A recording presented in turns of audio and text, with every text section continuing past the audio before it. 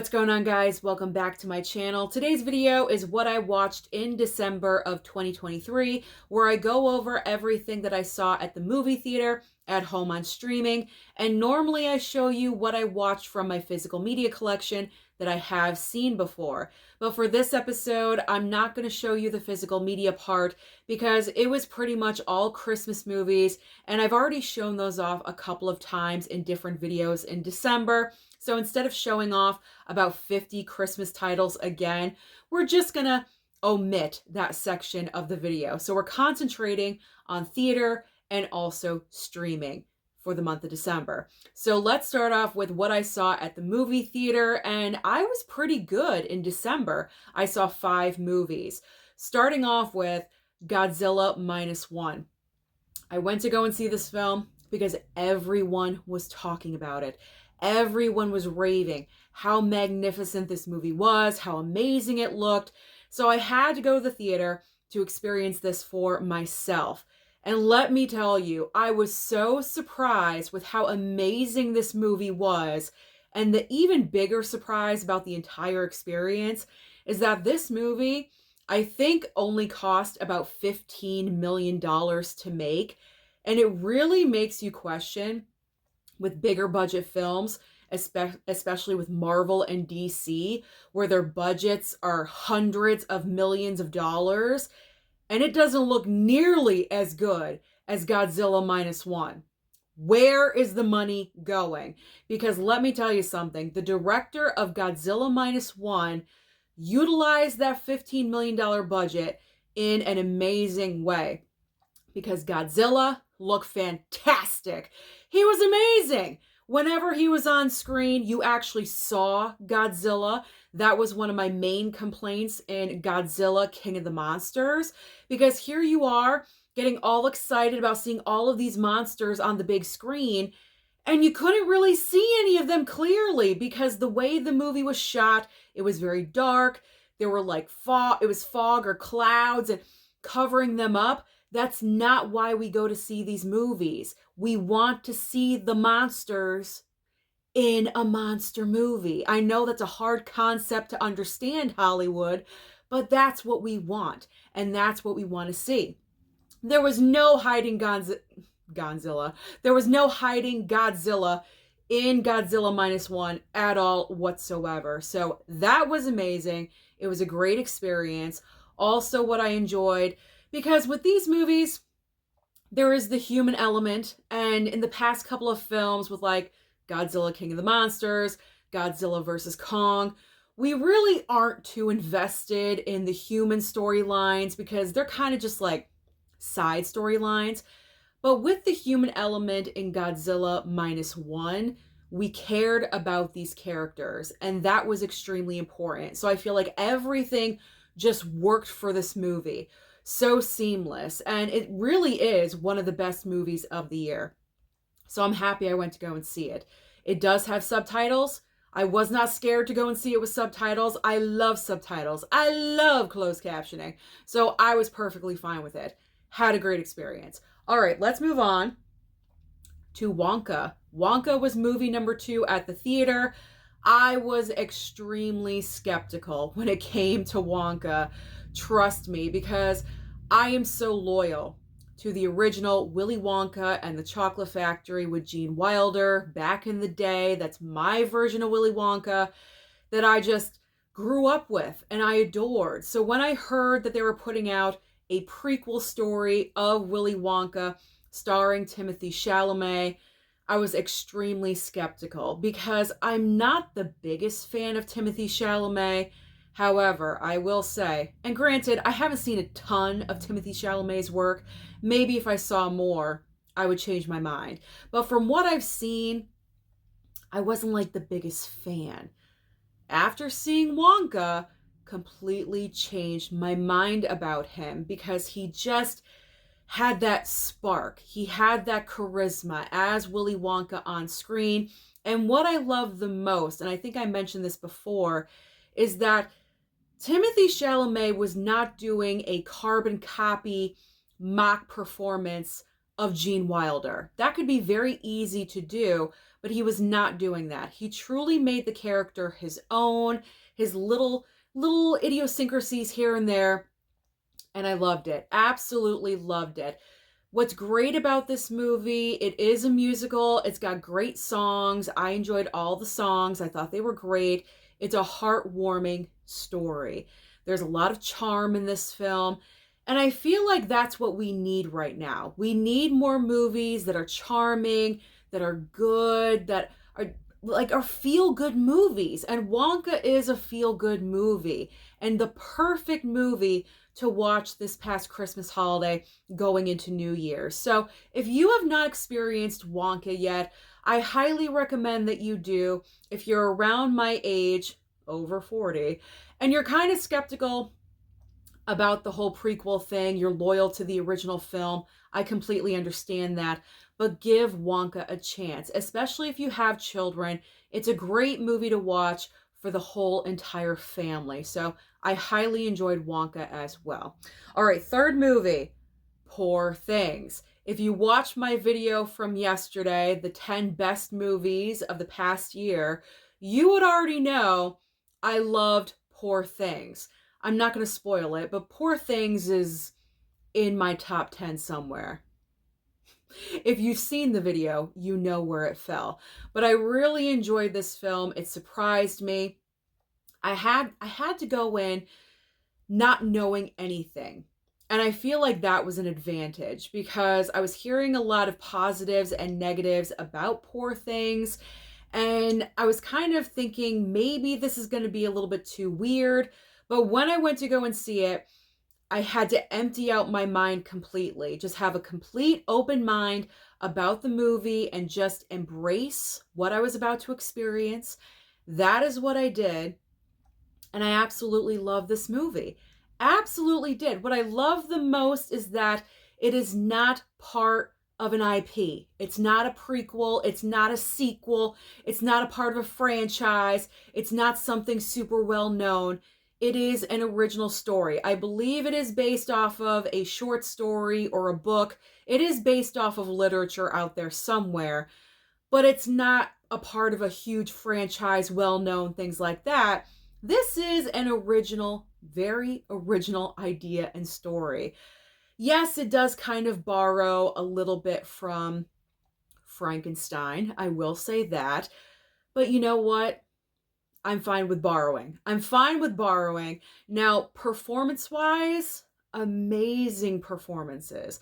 After I saw this movie, completely changed my mind about who should win for Best Actress. I was all set to say Lily Gladstone right up to the Oscars. But after seeing Poor Things, Emma Stone should take it.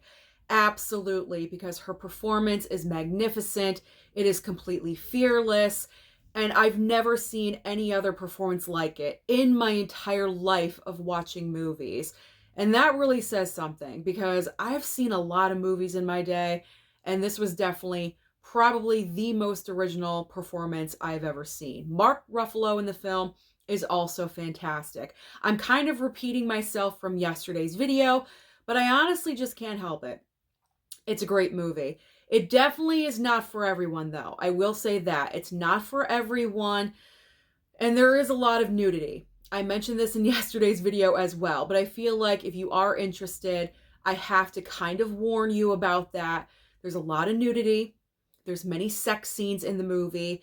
So just to be forewarned, if you are interested in going to see Poor Things, you already know kind of what to expect. But if you go and see this, empty out your mind. Completely empty out your mind and just embrace what you are about to see. That's all I can say. It's also beautiful to look at. It's a beautiful movie between production design and costumes. All right, so let's move on to movie number 4 at the theater. Oh man, The Iron Claw. I really wanted to go and see this movie, and I was lucky. I had a little bit of room in my schedule right before Christmas. I love a good biopic. You guys know this. I love biopics, especially when it can inform me about a family or a person that I really don't know much about. And this is the case with the Iron Claw. This is about the Von Erich family. They were wrestlers in the 80s, very famous wrestling family that unfortunately were cursed. And that's all I'm going to say because it's still in theaters. I don't want to spoil it for you, but you could just Google it and, look up the information. But I don't want to spoil it for you. It's really a movie you have to experience for yourselves. It is very melancholy. That's a good, intelligent word to use. It's extremely melancholy, but Zac Efron gives the performance of his career so far in this film. He's absolutely amazing. He is the brother, there's 4 brothers in the film. He's the brother that the movie really focuses in on, but they do a good job of focusing on the other brothers as well. But he is the main brother, and his performance is just so fantastic. I'm really pulling for him and the movie to be recognized with SAG nominations, Oscar nominations. I'm just fingers crossed all the way that one of them is going to get recognized. The movie, Zac Efron, someone, somehow, some way, because they honestly really do deserve it.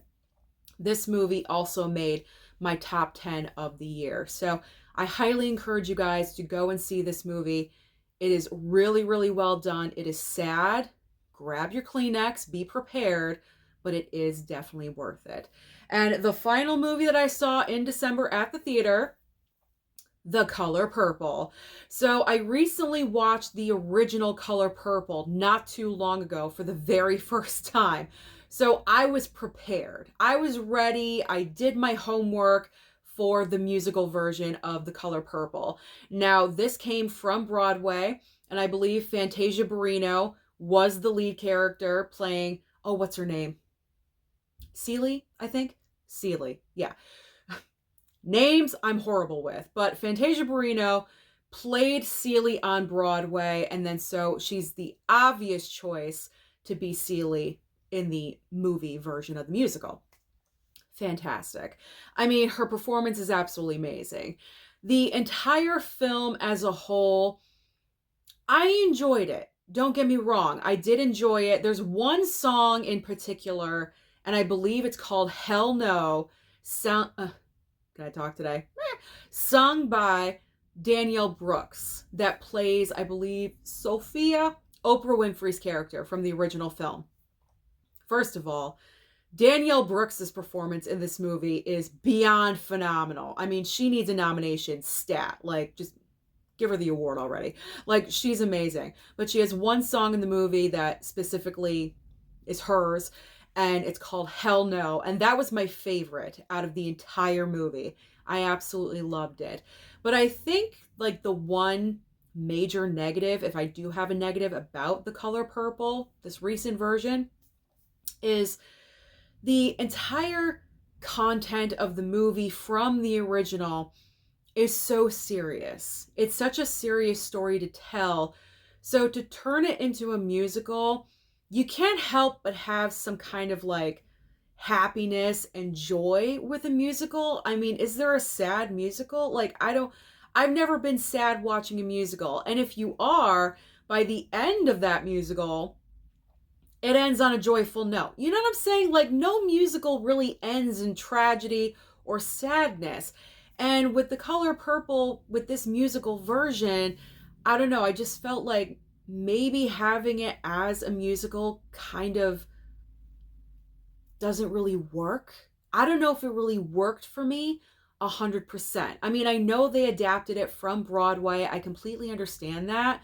But I just felt like the original film is just so serious with very serious topics that you're discussing.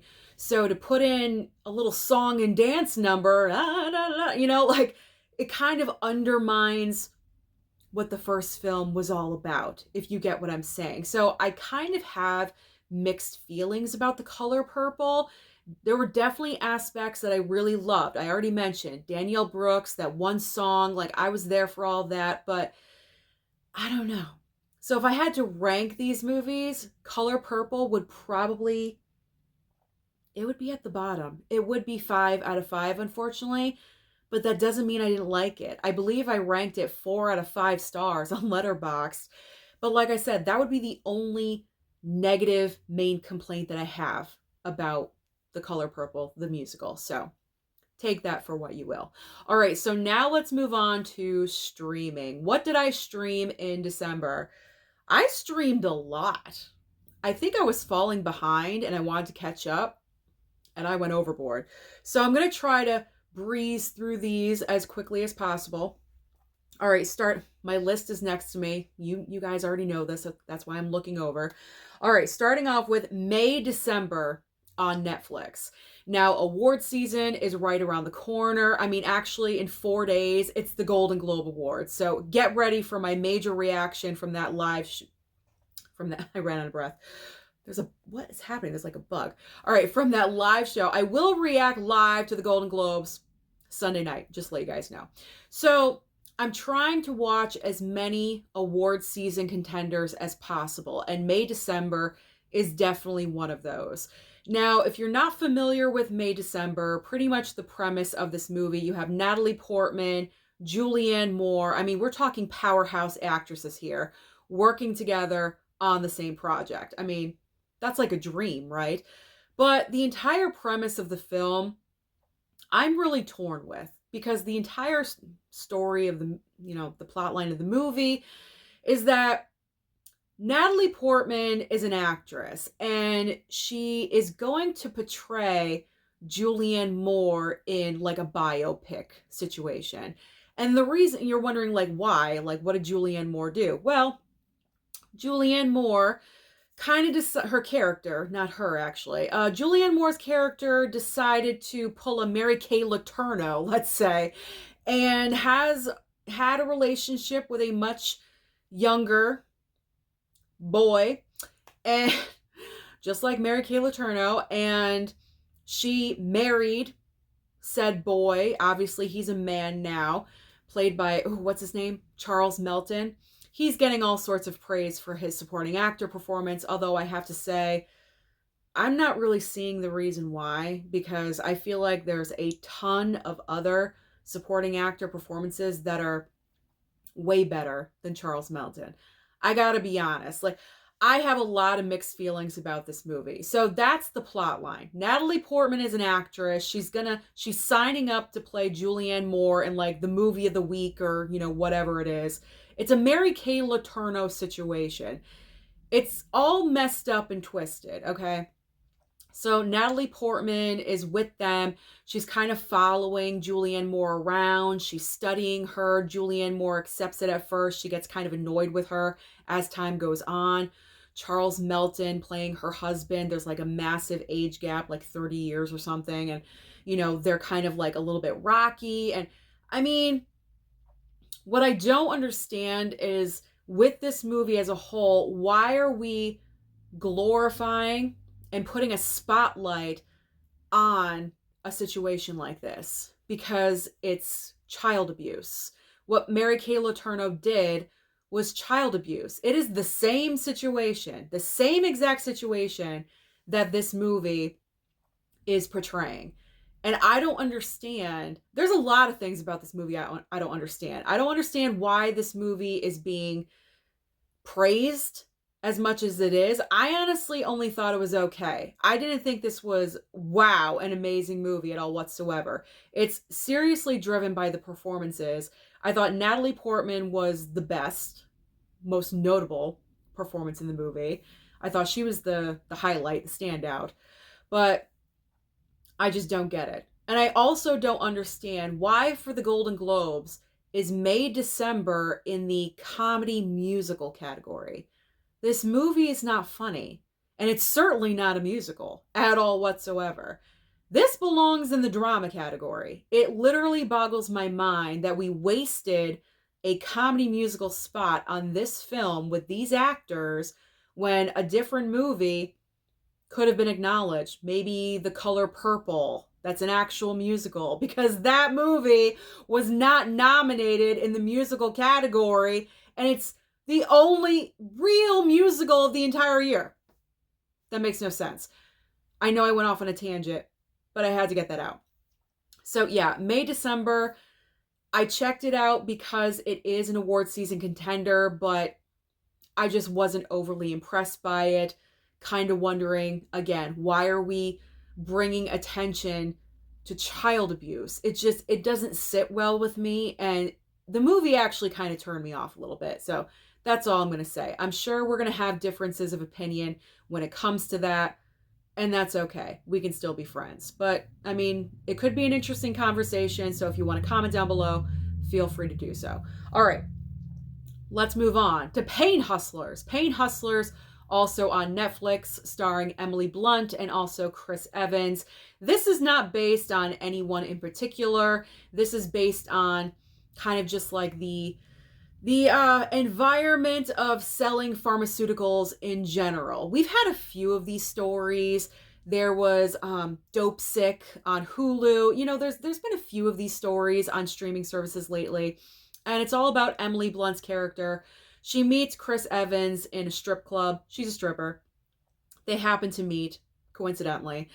And she's kind of like a hustler. She has like that hustler mentality. Like she wants to make money, but she can't. She's struggling as a stripper. I don't know why. I mean, strippers are supposed to make money, right? And it's Emily Blunt. I mean, come on. But apparently she's struggling.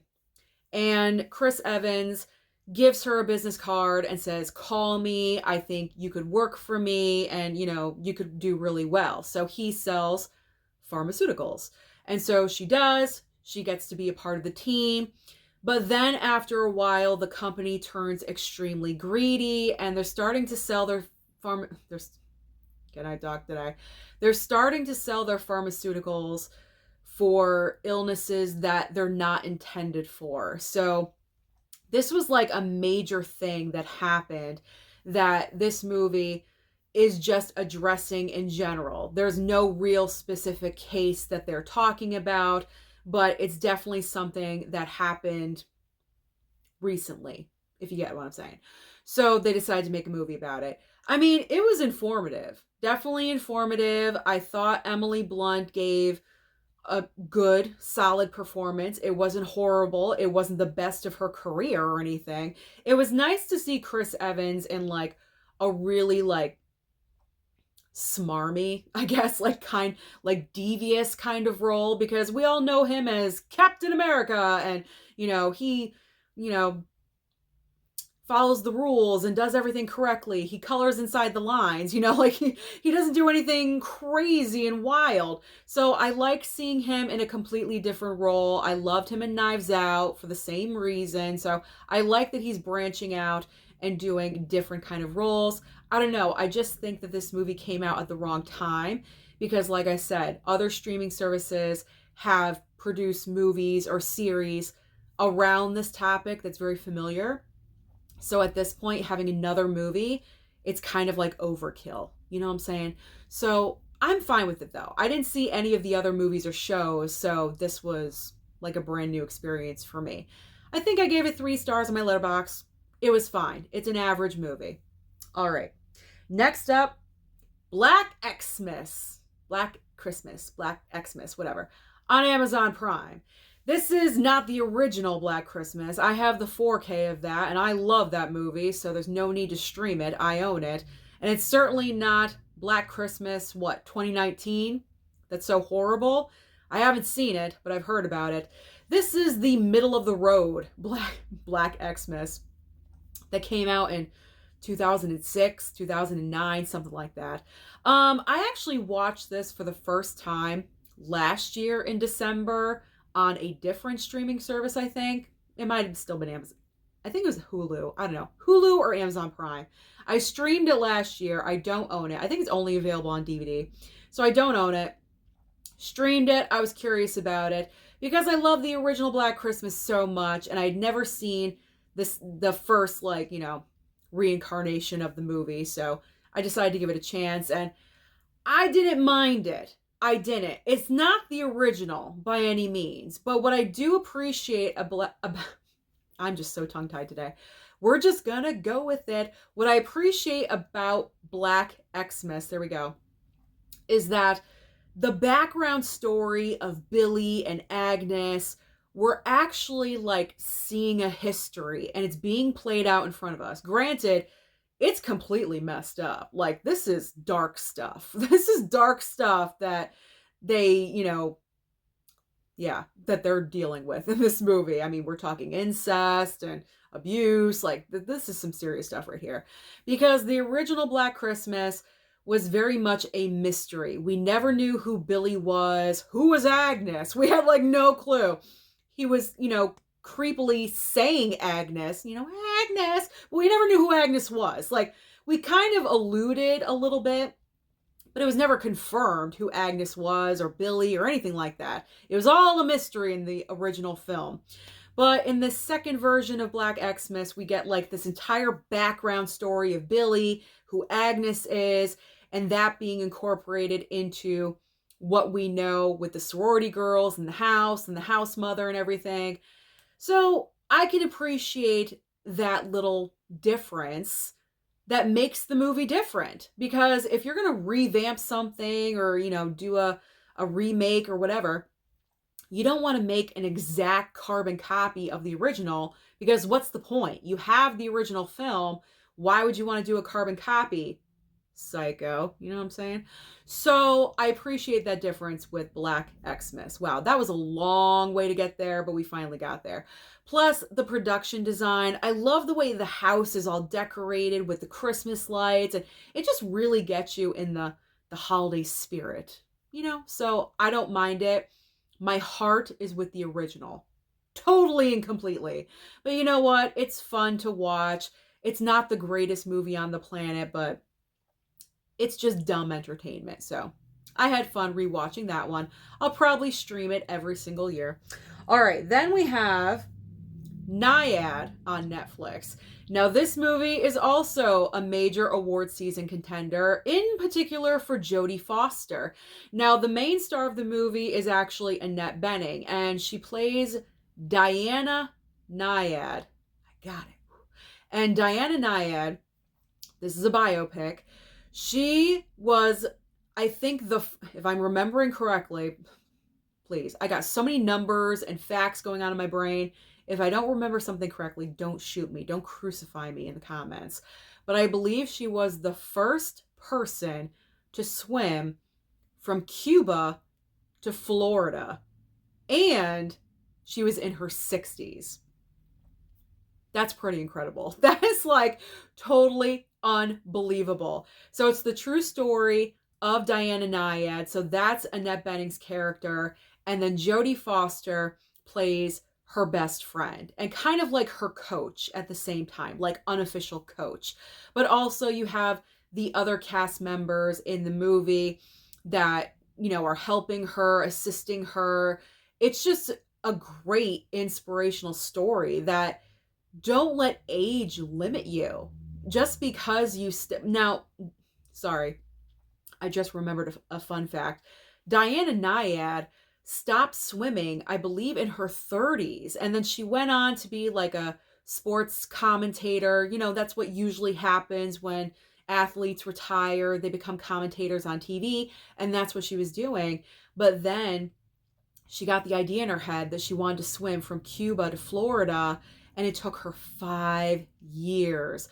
I believe 5 attempts to do this, and 5 years. It was unbelievable. So all these people around her had to put their lives on hold to help her and train her and coach her. Like, this was an unbelievable story.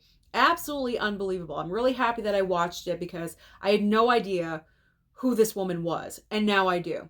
See? Educational.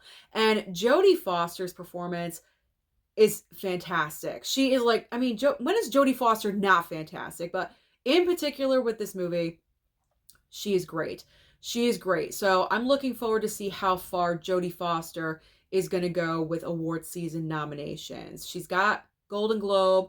I believe, if I'm remembering correctly, she also has Critics' Choice. So she's getting nominated. So can she get the Oscar nom? I'm not sure. I don't know. We'll see. All right. Then we have Maestro. another award season contender. This is a major award season contender. This is the true story, all these biopics, the true story of Leonard Bernstein, the famous, oh my God, not composer, conductor. I was going to say composer.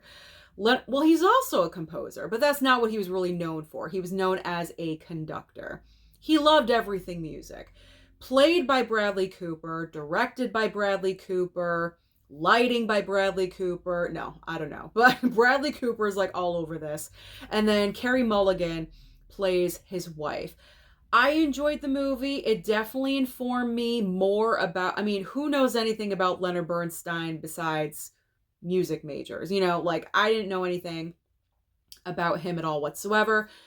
But I didn't absolutely love the movie like I thought I was going to, because I was really excited to see this. But I felt like for some reason, this movie did not deliver in the way I thought.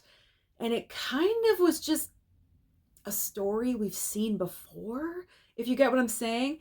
Because we've seen a lot of biopics about, you know, the artist that is, you know, tortured and living a dual life and is married, and she comes to realize who he truly is. That's what this movie is. It's not the most original story, I gotta be honest. Like, we experienced that with Bohemian Rhapsody, you know, like Freddie Mercury was in the closet, he was dating his girlfriend, and then whoops, like it all came out, you know. Same thing with Leonard Bernstein. I mean, there's other aspects to the movie, but I expected it to go a little bit deeper for some reason. I don't know. I don't know what I was expecting with this, but I feel like the movie just didn't really go where I wanted it to go. It was kind of just like a regurgitation of different stories that I've seen previously. I hate to use regurgitation. I don't even think I've ever said that here on this channel, but you know what I'm saying? I mean, if you've seen Maestro, you know what I'm talking about. For me, Carey Mulligan's performance is the outstanding part. I mean, don't get me wrong, Bradley Cooper is wonderful as well. Absolutely. I don't know. Performances are great, they're solid. I just expected more. Let's just move on. Okay. To Quiz Lady. Quiz Lady on Hulu. This is not a biopic, and it's not an award season contender. This was refreshing. It was a comedy. A comedy with Awkwafina and Sandra Oh. They play sisters in this movie. And the entire point of the film is that Awkwafina's character, she's been watching this game show for like 35 years or something. It's been a long time. She's been watching this quiz show hosted by Will Ferrell. Of course. Will Ferrell's in like everything this year. So she's a dedicated, loyal watcher to this game show. And her and Sandra Oh, that plays her sister, they get into a situation where they need a large sum of money. Their mom is having financial difficulty, so they need like $80,000 or something like that. So Sandra Oh, being the older sister who's like kind of wild and crazy and like all over the place, and it was refreshing to see Sandra Oh play a character like that, like flaky and weird, because usually she plays characters that are doctors, like on Grey's Anatomy, not, you know, spacey. So this character was spacey. That was refreshing. She gets the bright idea for Awkwafina to go on this quiz show because she knows everything. She rattles off answers like no problem, and that's what they do. So that's what the story's all about, them getting to the game show, things like that. It was so funny. Oh my gosh, it was so funny. I was having a great time with this movie. I feel like it kind of overstayed its welcome just a little bit. Like, could have been a little, like something could have been cut out. But overall, it was funny. I really enjoyed it. I believe the chemistry, the sisterly dynamic between Awkwafina and Sandra Oh. So I had a good time. And I recommend it. I recommend Quiz Lady. It was fun. I had a good time. All right, next up on the list. Genie! Genie on Peacock. This is starring Melissa McCarthy. This was a cute Christmas movie, I do have to say. Had a lot of fun with this one as well.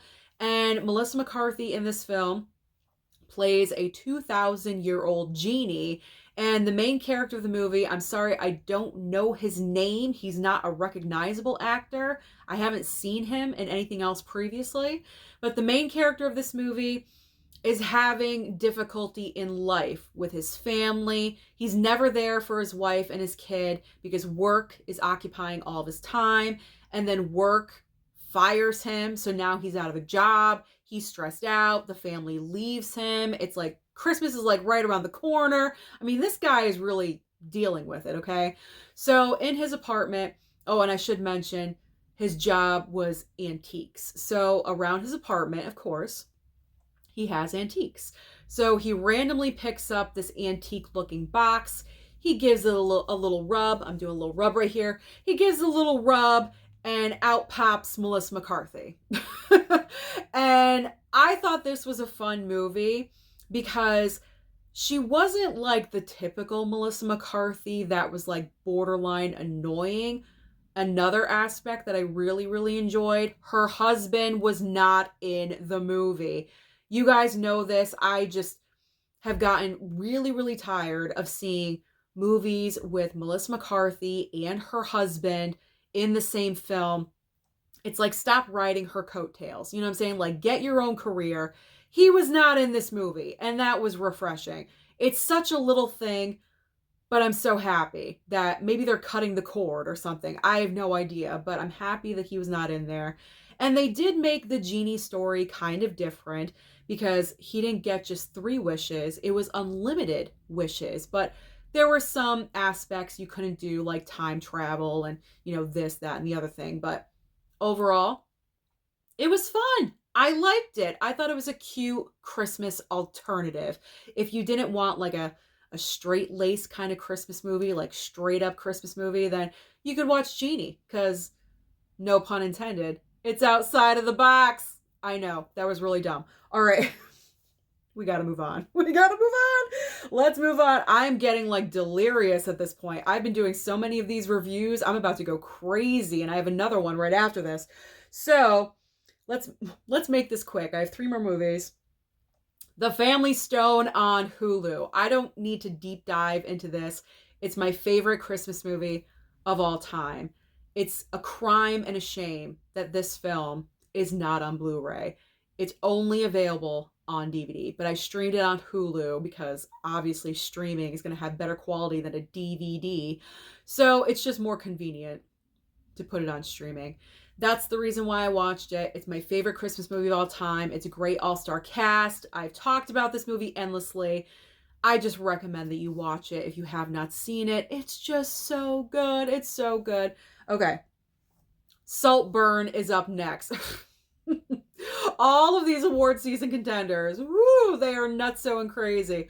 Saltburn is probably one of the craziest, probably the craziest movie that I saw in the past year. Watch this on Amazon Prime. I mean, this movie is technically still out in theaters in a couple of places. It still might be in my theater.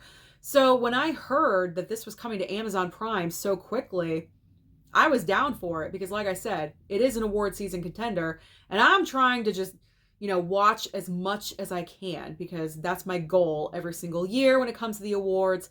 I want to see everything because I want to be able to judge that I've seen it. All right, so Saltburn. This is from Emerald Fennell. She gave us Promising Young Woman a couple of years ago. She wrote it. She directed it. This movie has amazing production design.